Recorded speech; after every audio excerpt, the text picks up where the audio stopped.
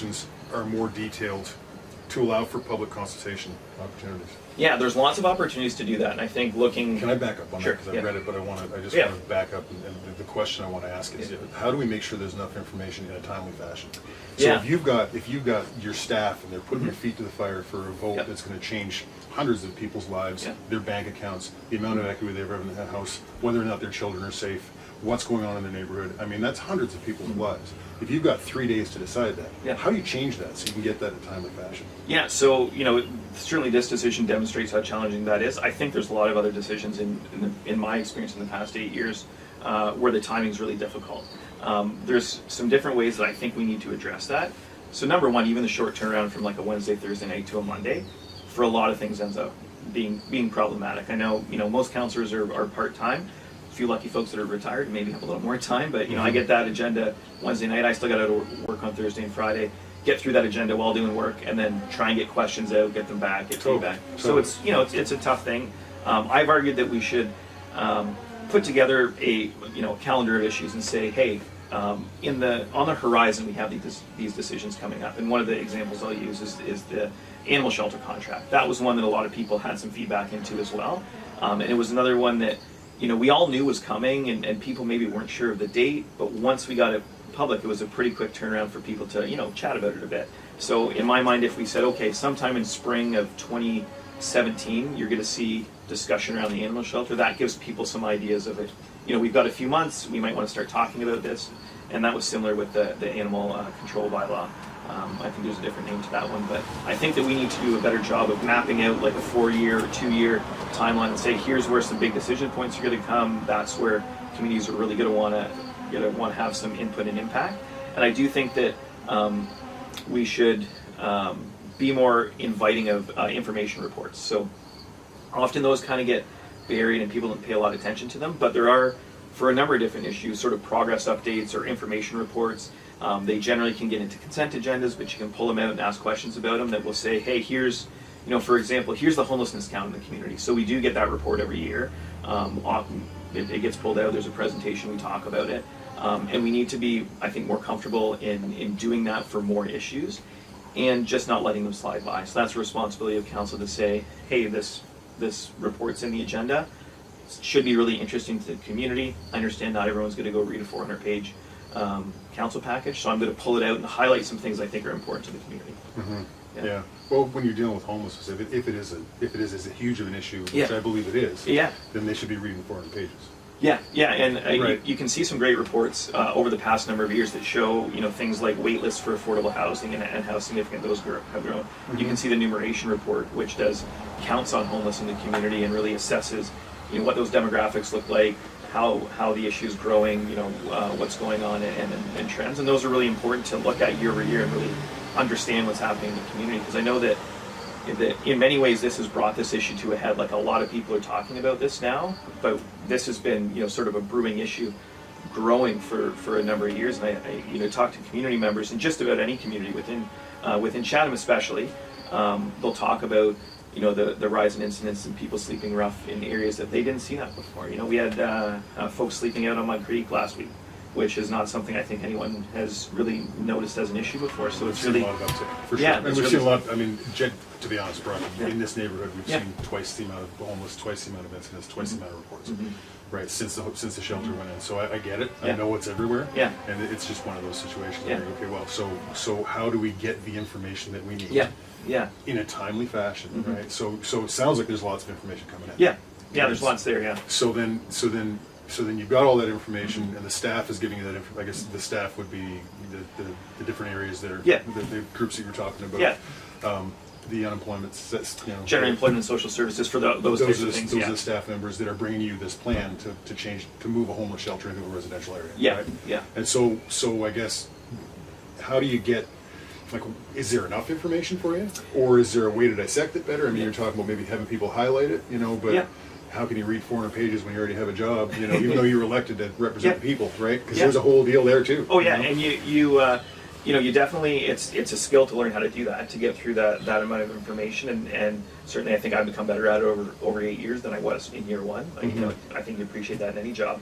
And I think at the end of the day, it comes down to a council responsibility, and it really comes down to asking questions too. So, this is a good example of the meeting when we talked about approval of this location. That's an opportunity for any councillor to ask any question they want. And if you're doing your job well, as soon as you get that report knowing it's a contentious issue, you get as many of those questions out to staff as you can so that you can get the answers you want. Because you want answers that have data, you want answers that are thought through. So I know if you watch that meeting, I had a lot of questions that meeting. And that's part of due diligence and saying, okay, here's what we have in the report. We know that this is a summation of all the other things that are going on, but here's the important points that I really want to understand, and that's a council responsibility at the end of the day. And I think that people that do a really good job, you can see that they've read through that information, they've had some critical thought, and they've asked questions that maybe they know the answer to, but they want to make sure that the community can hear that answer as well. And if at any point in any any issue that there's information that we think we need, that's something the council has the ability to ask. As a single councillor, maybe you can't direct staff to do certain things, but you certainly can ask questions, you certainly can get information, and if you feel the need, you can make a motion to formally get that type of information as well. So there's lots of issues where we have the opportunity to do that, and I think maybe even more importantly is how we get to those decisions and what we prioritize, and that's a huge role the councillors have as well, as setting strategic direction. Prioritizing things through budget processes. So when we think about how important these decisions are some Monday nights, they're really a totality of all these decisions around strategic planning, all these decisions around priorities, all these decisions on how we budget and how we fund things. So I think that we absolutely have to get laser focused on certain issues and talk about them and get all that information back. Prioritize them. Yeah, absolutely. And you have to understand that all the things you do cycle into those decisions as well. So it's not good enough to just show up on a Monday night and do a good job that Monday night. You have to recognize the impact of all those decisions you make. And I know for me, going even broader, in a much broader context, an issue like homelessness in the community, we talk a lot about talking more to community members about how we're going to get together and deal with these issues, and talk about the great organizations in our community, like Community Hubs and Free Help CK and Rock Missions and all these great organizations, and the religious organizations that provide support. And if ending homelessness was just about finding volunteers, there would be no homelessness in Chatham-Kent. We have a lot of people working on this issue. The solutions to this problem are very large, and we can say we need to talk about them more, but we really don't. We know what they are. We know that in this province we legislate people into poverty. So ODSP rates and OW rates are so far below the level of poverty, we know people are moving into homelessness. We have an affordability crisis that we don't see adequate investment from the province or from the federal government in what we need, which is housing. So we've really created this issue. We look at the past few decades of criminalization of drugs, and we know the outcomes of that process. So we know all these things that have created the issue. We know where the fixes are. Criminalization or decriminalization? No, well, so we know that criminalizing drugs and the war on drugs, we know what that's created. That's created that stigmatization. It's created far more problems than it's ever solved. That's in my mind been a failure, and we need to do things a better way. We've been trying to move towards harm reduction models. We know that's successful in other communities. What about actually looking for root causes for these people, for what's actually causing them to get into the drug problem in the first place? Absolutely. With family life, Yep. Abuse, domestic issues, trauma, yeah. All that stuff. I mean, we can if you can decriminalize drugs, but Sure. giving people meth, out of a shop on King Street isn't going to help them drop meth. Yeah, and I think there's some conversation there. Yeah, too. and that's all around harm reduction. I think if we're really stepping all that way back to root causes as well, we start to look at what do homeless populations look like, and we know that people that are LGBTQ are overrepresented in those populations. Indigenous folks are overrepresented in those populations, and we think about intergenerational poverty, intergenerational trauma, the impacts of marginalizing people, the impacts of stigma. And it's a complex issue with lots of causes, and I think we have to recognize how over a very long period of time those issues have been created. There's not going to be a real quick panacea solution, one thing that's magic and it's gone. Well, that's another question I have, I guess. Yeah. Okay, so we've got this shelter here. We had Hope Haven before, Yeah. which was functionally going to take 27 people. Yeah. Right. There could have been 5 other options. There could have been, maybe we open another 25-person place in a different part in town. Maybe there's definitely, there's all sorts of abandoned buildings. There's all sorts of places. So saying there's only 3 options is because the staff brought you 3 options.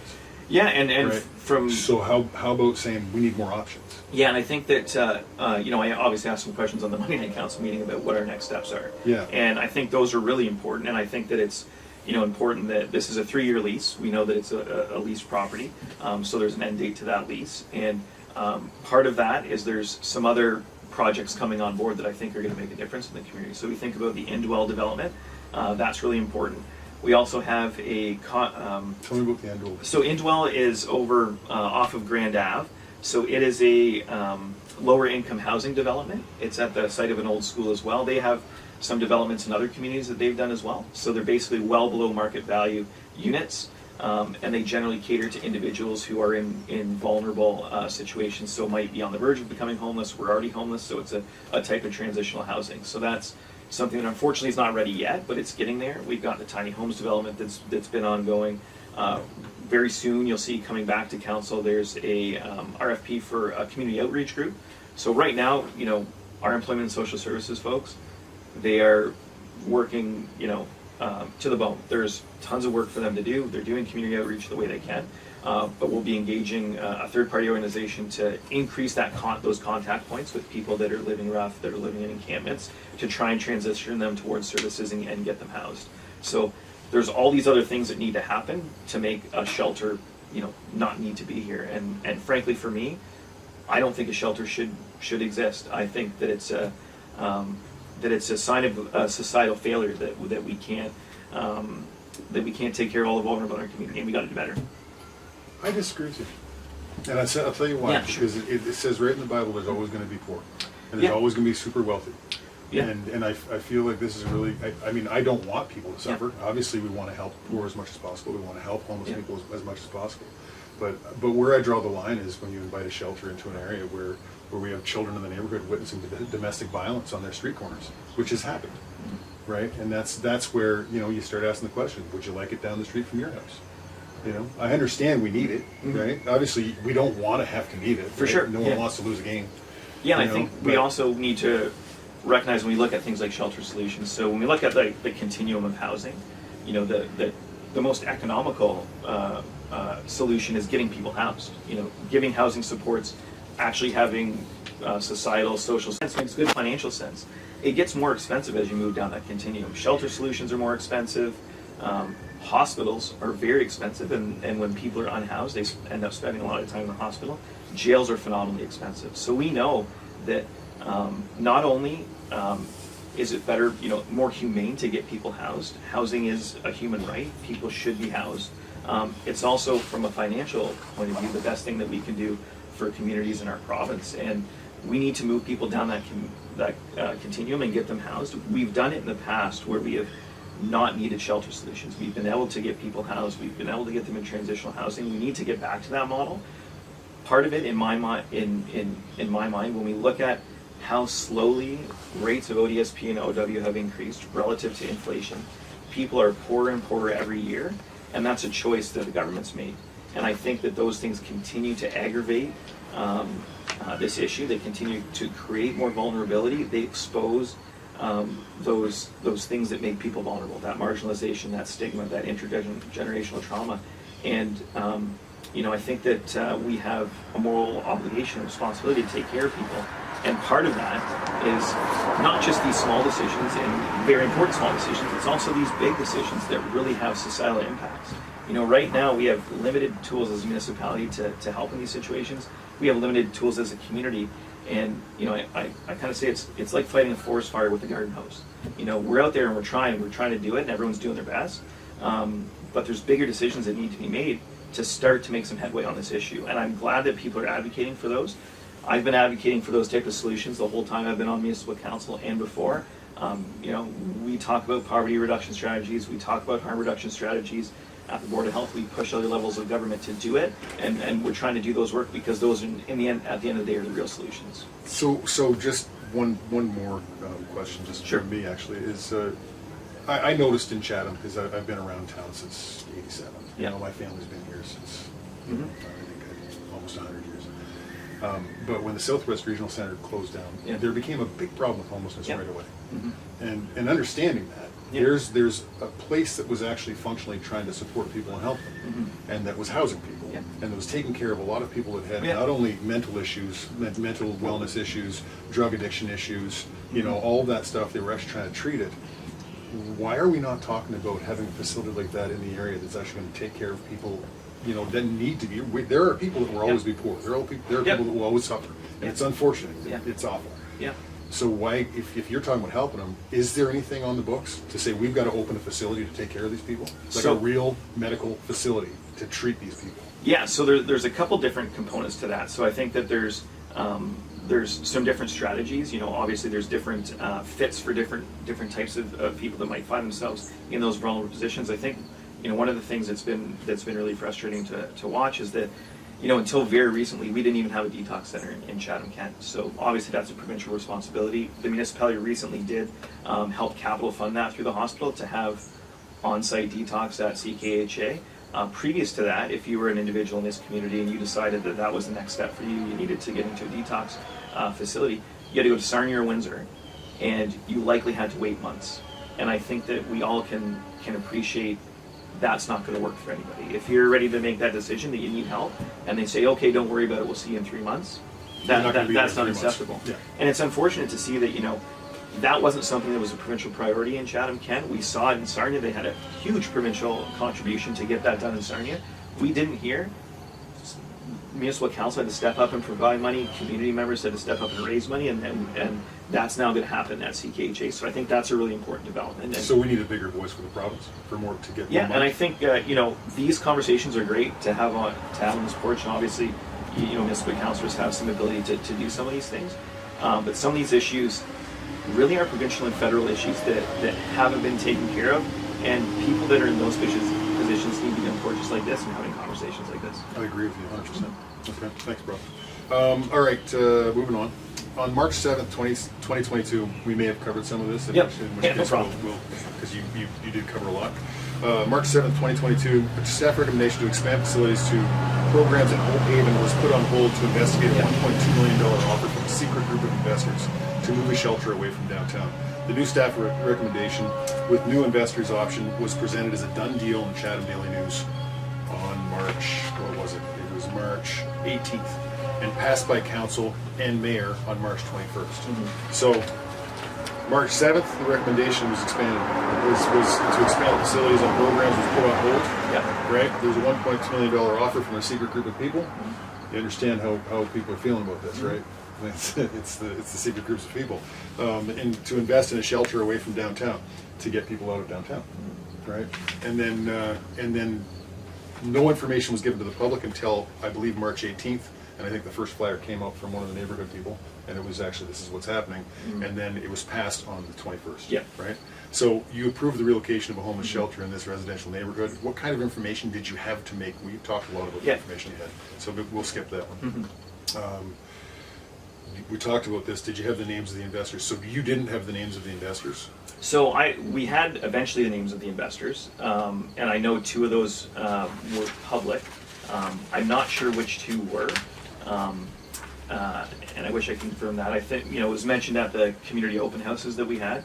I know they staff said, hey, these are 2 of the individuals that said it's no problem for the names to be public. I can't recall. Obviously, there's a lot going on at that point. Which 2 that was? Do you remember what they were called when they were what we referred to the investors as?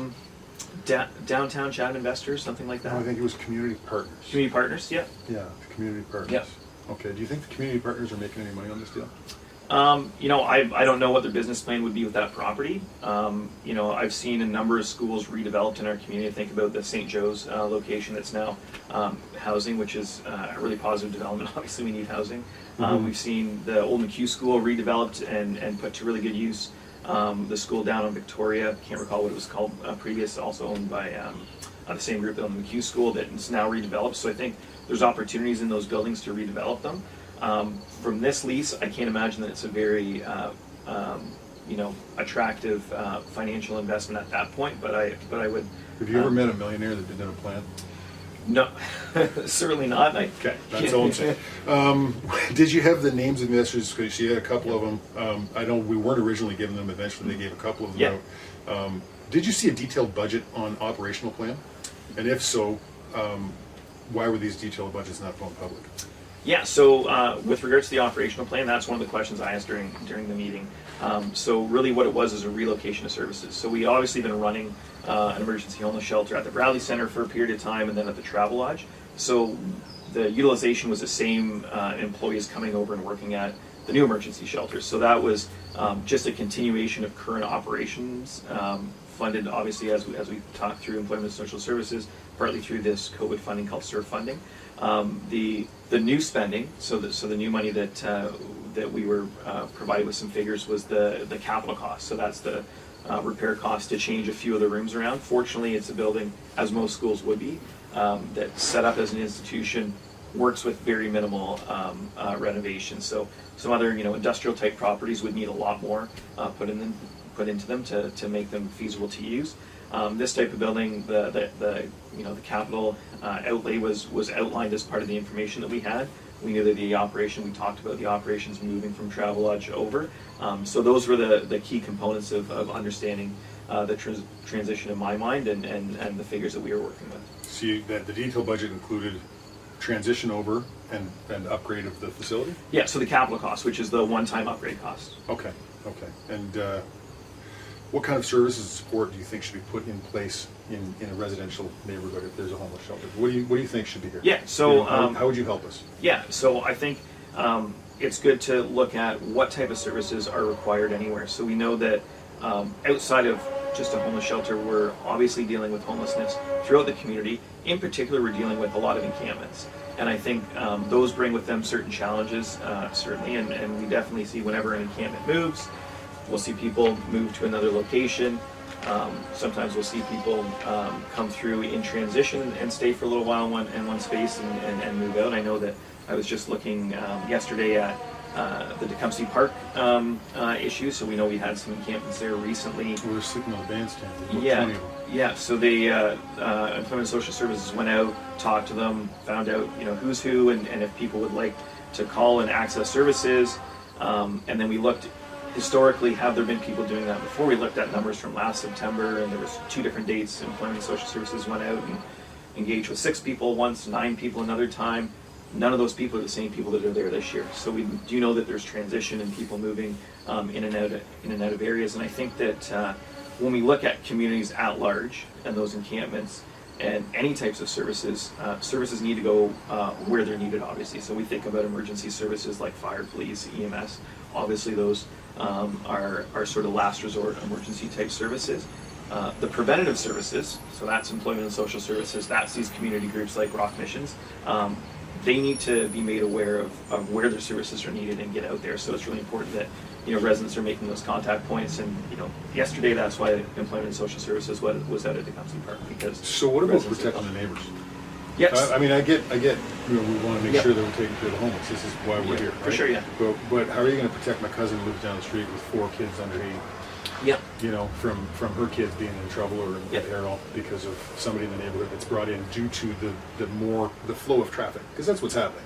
We understand how the shelter works. We understand some people get turned away, some people don't, but there's a lot of encampments behind it, and there's a lot of stuff going on, down here. Yeah, so how do we protect the neighbors? And the encampment situation has certainly grown even in the past year when you look at those numbers, and I think that when people see visual homelessness in a community, generally it's associated with those encampments. When we look at services like an emergency shelter, they're not the services aren't causing the need. The need is existing, so we need services. So let's take the emergency shelter out of it. Now we have this here. It's drawing more traffic. How do you protect our neighbors? Yeah, so I think that's we need to look at obvious community safety in any community and how that's built. And I know at the community engagement sessions we talked about some boiling past issues too. I mean, a lot of people brought up some issues that they had with property crime in the area, with some things that they felt had gone unaddressed for a number of years. So I think that we need to build strong relationships with communities through Employment and Social Services, through police services, through a group called First Strategy, which basically is a group that's identifying at-risk situations and trying to put support around those situations before they become emergent. So obviously the least ideal situation is letting something get to an emergency and needing police, needing fire. Those situations need to be dealt with in advance. You do that through a lot of communication. The first strategy is something that people should definitely take a look at. It's a really interesting, initially it was a pilot project that came forward, and it really looks at those situations and says, when there is an issue, how do we start to intervene before it becomes an emergency? So we're protecting the people involved and we're protecting the community around it. So those are really important services to expand, and they're important services to communicate as well, to let communities know that, hey, like, you know, there's people that are working in this area, there's people that we can engage with, and people should feel safe in their own community. So what's been done here since the beginning? Since the shelter went in on, what was it, July 1st? June 1st? Yeah, May 31st. June 1st. June 1st?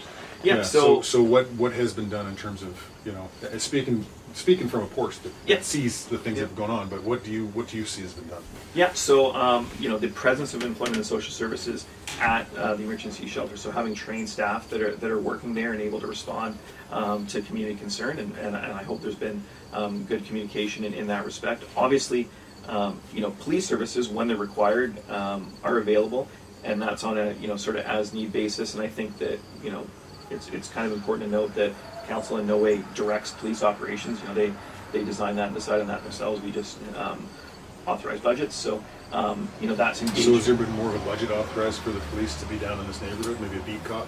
So that would be their purview on deployment of services. So that would be a, you know, operational decision that, you know, they make through their administrative structure. So that would be a question for police services, and I think it's, the mayor can't call and say, we got a crime raise, you know, crime increase in this neighborhood. We need to have more police presence. We need to pull from the budget. So either we need more budget from the municipality for another 2 cops to be in the neighborhood full time or part time. You know, so that's not the way that works. No. So actually, in Ontario, different than other jurisdictions, but police services, councils or municipalities or regional municipalities, however it works in those areas, they approve annualized police budgets that are put forward by police services that are approved by the police board. And any operational decisions under the Police Services Act are made through policing administration. So that comes down to the chief, that comes down to the administrators there. So they, you know, at different points will come back in the budget process and say, here's a need we've seen in the community. We think, you know, we need funding in this area, and they may change those priorities. You know, things like, you know, different equipment that they find may be helpful. So I know a couple of years ago they wanted a drone that would speed up, you know, search and rescue and right. So they budget themselves, but there's no input from the council and the mayor. So I mean, you can talk about community issues, you can communicate those, but there's no ability for a councillor or council at whole to specifically direct police services on, hey, we want you to do X, Y, or Z operationally. Okay, that's good to know. Yeah, that's really good to know. Would you require municipal staff to regularly make progress reports? I'm going to say that slower. Yeah. Would you require municipal staff to make progress reports regularly to council on the operation of the shelter and the impact of the neighborhood? Do you get reports right now? Like, yes. How often are you getting reports and what information's in them? Yeah, so we're about 100 days right now of the shelter being at this location. So obviously Monday night, I asked for an update because I think it's you know, now that we've been through the transition, things are starting to operate and we have a better understanding of, you know, what numbers are and those types of things. I thought that was a good time to get those questions out. They're going to be coming back with, as I said, that proposal for a community partner to do some more direct contact with individuals. So we'll have some information through that, and I think it's more direct contact with residential individuals or with homeless individuals? So that's the service with homeless individuals or vulnerable populations. So I think through those processes there's opportunity for a lot of information. I think it's a good idea to formalize those information reports we talk about. So often those do get, you know, in a consent agenda, people read them and they pass by, but I think we do need to talk about, hey, here's the goalpost that we're going to see for these information reports. And, you know, as we talked about on Monday, and staff already starting that process and looking at what the next steps are as we, you know, we're still 2.5 years away from the end of the lease, but to say, here's what has to happen in the interim, it's going to be really important to see those measurables and those goalposts as the process moves forward and avoid that that quick decision making that happened this last time. We want to know well in advance. We know the challenges now, and I think we have a better opportunity to make sure that number one, the community is aware when these information reports come back, people are engaged with it and have some opportunity to ask the questions they want. And I think that's good information that people have. I know, Monday night we talked about the number of individuals that have received services. It was, I think, 110 individuals and families. 79. 110 have received services and 79 have been housed. Right. And that demonstrates part of the challenge in that as quickly as we're housing people, they're becoming unhoused. Not the same people, but more people. How often do they stay? How often does it? What's your success rate over the period of like a year? If you house 79 people, how many of them are in houses 6 months down the road? Yeah, that would be a good metric to take a look at. I don't know it off the top of my head. Is somebody looking at that? There should be some data on when people are rehoused and the length of time they're rehoused for. Generally, if you can get someone into supportive housing, they're going to have a higher ability to be successful than in a at market type of housing. It would be essentially black and white mark in terms of is it successful, right? If somebody's out in 3 months. Yep. Okay, great. We ran them through the emergency shelter. We got them, got them situated. We got them all set up in a new house. They couldn't make it work. Well, there's something wrong in the program. Yeah, and as we talked about those underlying causes of trauma and family breakdown, those things don't just go away. Sometimes they may get better for a period of time for people, and they may fall back onto difficulties. And I think it's important to look at some of those other things that are causing